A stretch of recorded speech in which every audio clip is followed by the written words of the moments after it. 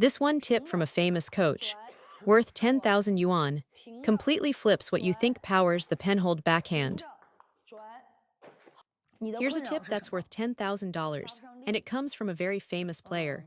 When you play Penhold and struggle with your backhand, the secret is this. Power comes from the index finger, not the thumb.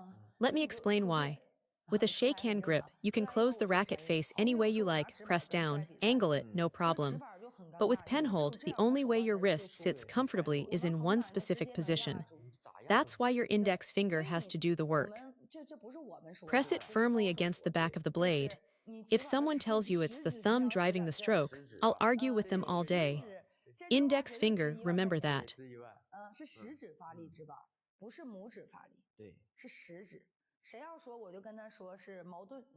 I can't name exactly who shared that insight, but trust me, it's someone very well known. Index finger drives the force. Lock that in. Now let me get to the real key point. After your backswing, the reason most of you can't generate power or your backhand quality stays low is that the moment you contact the ball, your forearm shape breaks down. Here's what I want you to feel. After the backswing, move forward first. Forward first, then rotate. Watch forward, then turn. Forward, then turn. Two directions in sequence. Do not go straight into the rotation. If you just swipe sideways immediately, you lose all the energy. Forward first, then turn. When you link them together smoothly, the motion looks like this.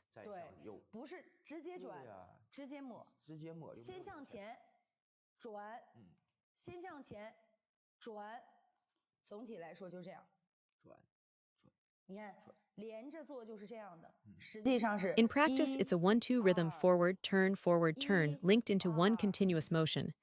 Now here's the crucial point for the backhand drive. The key is in the elbow. Watch, my partner sends me one. I keep the racket flat and rotate at the elbow. See, the wrist doesn't need to move at all.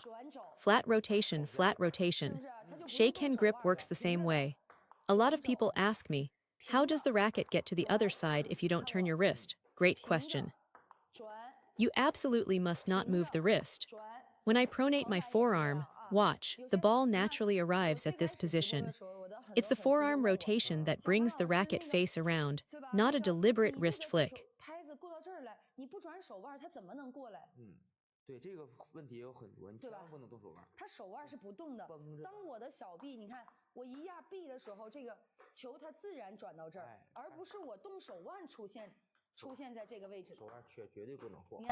Watch, I keep the wrist locked, completely locked. The wrist itself isn't moving. It's the forearm and elbow guiding the direction. Feel that sensation. For the backhand drive, the motion becomes a forward path, almost a back and forth track. But I strongly recommend mastering the basic backhand drive before you move on to the rip. Otherwise, you'll end up with something half-formed. The elbow movement shouldn't be too large, but it's a flat elbow rotation combined with elbow force. Flat rotation, elbow force, link those together, and that's your backhand drive.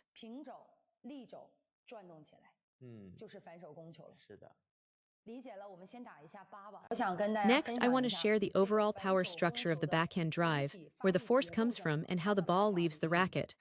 There are three principles. First, the shoulder. Watch how many people lift or shift the shoulder on their backhand. Second, the elbow, raising the elbow or letting it wobble. Third, the wrist. Within the basic framework of both forehand and backhand drives, none of these three joints should have any uncontrolled swinging. If any one of them breaks form, forehand or backhand, the stroke deforms and the power goes wrong. So lock these three joints in place. Once they're stable, the backhand becomes easy to execute. Watch, whether I want to drive hard, rip, or block, the framework stays solid.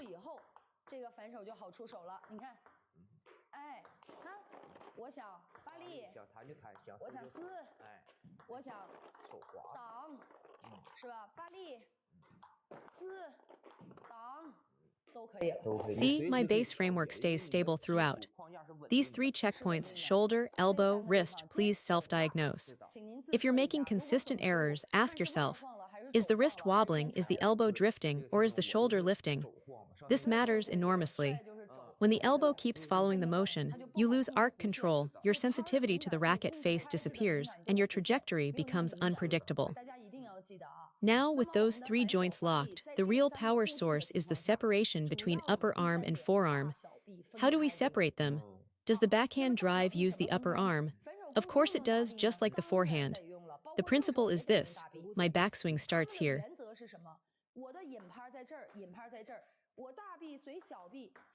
First, the upper arm and forearm move forward together as one unit, like a punching motion pushing toward the ball. That's step one. Step two, the upper arm holds still while the forearm accelerates through. The backhand works the same way as the forehand, same principle. That's where the power comes from. Now, when I break it down like this, I don't mean you literally pause between two separate movements. In real play, it's seamless. You just need the awareness of that sequence. Upper arm initiates, forearm accelerates. There's a definite order to the force. So for backhand power, upper arm and forearm push forward together first, then the forearm fires a second burst of acceleration. Watch, the quality jumps immediately.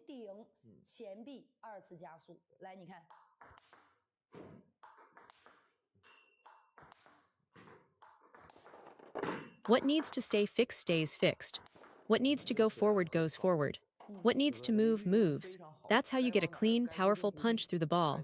Let me show you why people struggle with power. One common problem: the upper arm doesn't come forward at all, it just stays back. The forearm has nothing to accelerate from. Second problem: the upper arm charges forward the entire time, and everything fires together with no separation. There's no sense of the upper arm leading and the forearm accelerating after. Without that feeling, you simply cannot generate real force. Practice with this awareness. The difference between conscious and unconscious movement is night and day. Just a little attention to this sequence, and you'll improve dramatically.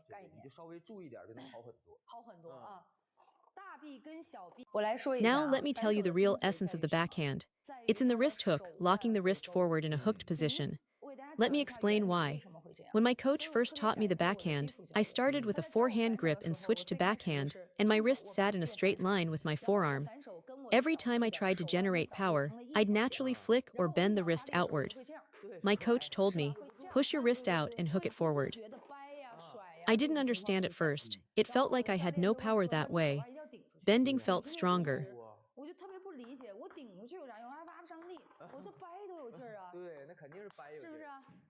Later, I realized my coach was absolutely right. This fundamental is critical. When I lock the wrist in that hooked position, several things happen. First, the racket face stops wobbling. It's completely stable. Why can you punch the ball cleanly? Because the face doesn't shake. Why can you rip with consistent friction? Because the face is stable. Why is my loop against backspin so reliable? Watch the contact, the racket face stays locked, no wobble, so the ball doesn't wander. That's benefit number one: face stability. Second, when my partner sends me a fast, heavy backspin, watch, I stay hooked. I never lose that braced feeling. When I push the handle forward, I feel like I can borrow the incoming force and loop comfortably. But if I stay back like this, I constantly feel jammed, stuck. You can't defend out in front like this. You defend close, compact like this, staying tight. Watch. Even when my partner rips a fast one, with just a small adjustment up front, I can still brush the ball up. This is crucial. Your backhand should never get stuck in a jammed position. I'm only adjusting the size of my swing, that's all. The key principle: always push that handle out in front. Now after I push forward, even a heavily loaded topspin loop becomes manageable. Watch, my partner loops one hard. See how I stay forward on the ball? I'm meeting it out front. That keeps the arc stable and prevents errors. If I collapse back like this, the trajectory breaks down and I eat the spin. This is genuinely why so many backhands feel unstable. When you brace forward like this, the racket face naturally stays closed and the ball dips down over the net. It feels awkward at first, but the physics work. This applies to Penhold players too. Think of Wang Hao's backhand or Felix Lebrun's reverse Penhold backhand. Watch their wrist position. They hook even more aggressively than shakehand players. The wrist is pushed out and locked hard. A lot of Penhold players who struggle with RPB are holding the racket like this, wrist relaxed, straight, and that's wrong. You need to push out and brace. Especially beginners fall into this trap, swinging the backhand with a loose wrist. Hook it, brace it, you can still generate power. In fact, it's easier to generate power because the racket face is stable throughout the stroke. And one more thing, it's far easier to create spin. Watch me banana flick with the hook versus without. The difference in rotation is enormous. You can feel it immediately. In training, then, you need that big, stretched feeling through the forearm. Without it, forget about looping against backspin with any real quality. Watch my partner feeds backspin and I loop too. Feel where the power comes from. The wrist stays hooked, the forearm stays taut, and I drive through the ball. Now watch without the brace, same swing, completely different result. It's like two different people hitting. You must stay taut and stretched as you loop.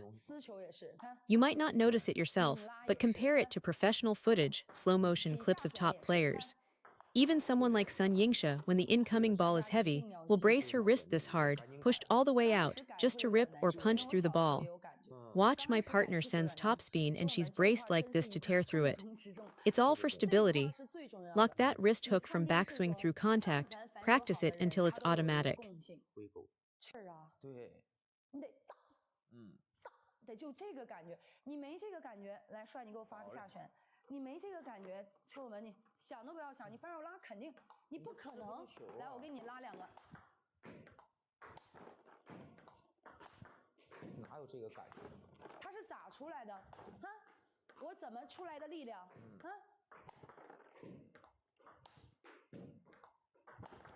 要不你只能来，我给他拉一个。啊，对你这么拉。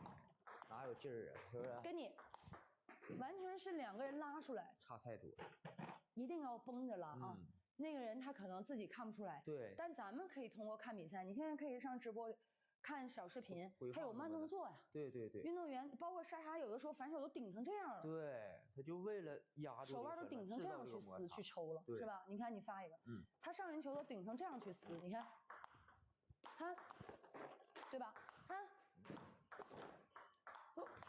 对呀，就是为了更好的增加它的稳定性。